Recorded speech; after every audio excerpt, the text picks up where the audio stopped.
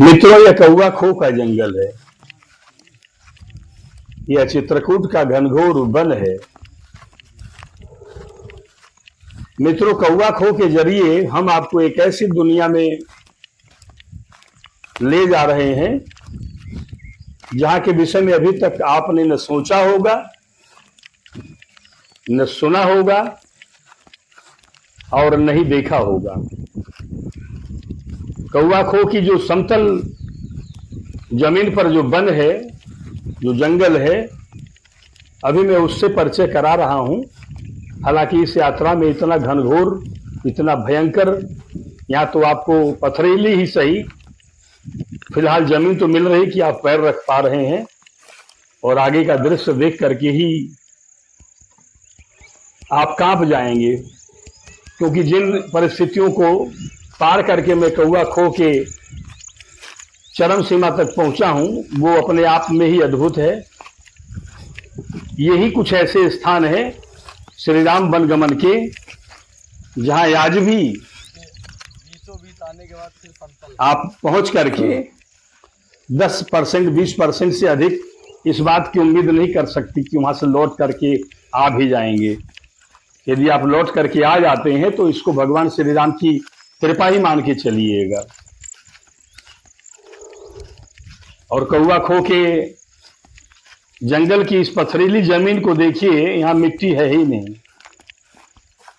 पूरी पृथ्वी पथरीली है, पत्थरों और चट्टानों से भरी हुई है। राम अवतार जी यहाँ पे आए हैं और अनुमान करिए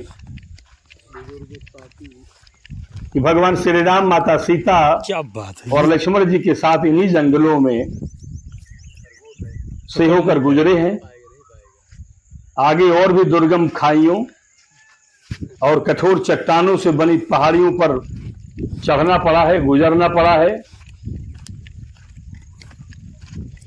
कौवा खो में भ्रमण करते समय हम लोग भी कई बार रास्ता भटक गए हैं। अच्छा ये हुआ है कि हमें मुर्का के तापस हनुमान जी मंदिर के महंत श्री ओम जी शुक्ला का साथ मिल गया है।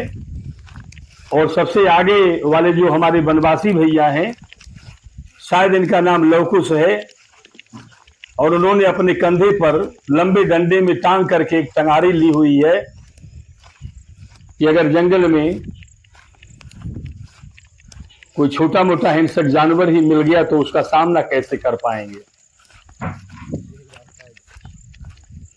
यहाँ की पथरीली जमीन को देख करके ही अनुमान लगाया जा सकता है कि भगवान श्री राम ने किन परिस्थितियों में और किस अवस्था में इन जंगलों की यात्रा पूरी की होगी। और इन जंगलों की यह स्थिति इस समय है कि यहाँ पर कोई भी पहुंचना या जाना पसंद नहीं करता। पहली बात, कोई आवश्यकता ही नहीं है, और दूसरी चीज कि यहाँ पर इतना रोमांच भरा हुआ है कि कौवा खो से निकलने के बाद क्षेत्र के कई बुजुर्गों से मैंने पूछा कि आपने कौवा खो कभी देखा है, अंदर जा करके पहुंचे हैं? तो उन्होंने ही जवाब दिया कि को जान देवे जाई, मतलब कौन जान देने जाएगा, क्या जरूरत है। लेकिन आज चूंकि हमें आवश्यकता है कि परमात्मा की सैर यूट्यूब चैनल पर कौवा खो की इस भयानक जंगल को दिखाने की, और आवश्यकता ये है कि इस भीषण जंगल को या इस तरह के आने वाले और जंगलों की वीडियोग्राफी करके चैनल के जरिए हम आपको उनका दर्शन करा सकें कि देखिए भैया, इन्हीं रास्तों से होकर के भगवान श्री राम ने वन गमन किया था।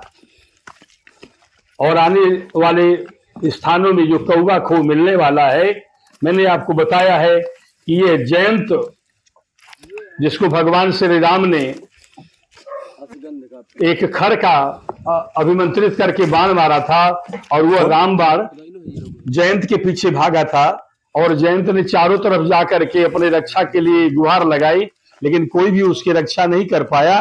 फिर जयंत पाताल लोक जाने के लिए तो इसी कौवा खो में एक सुरंग बना हुआ है। आने वाले अभी मैं दिखाने जा रहा हूं आपको, उसी सुरंग के जरिए जयंत ने पाताल लोक में प्रवेश किया था। तो मित्रों, हमारे साथ चैनल पर बने रहिएगा, क्योंकि इसके आने वाले तीसरे पार्ट में, अगले वीडियो में बहुत कुछ बेहतर होने जा रहा है।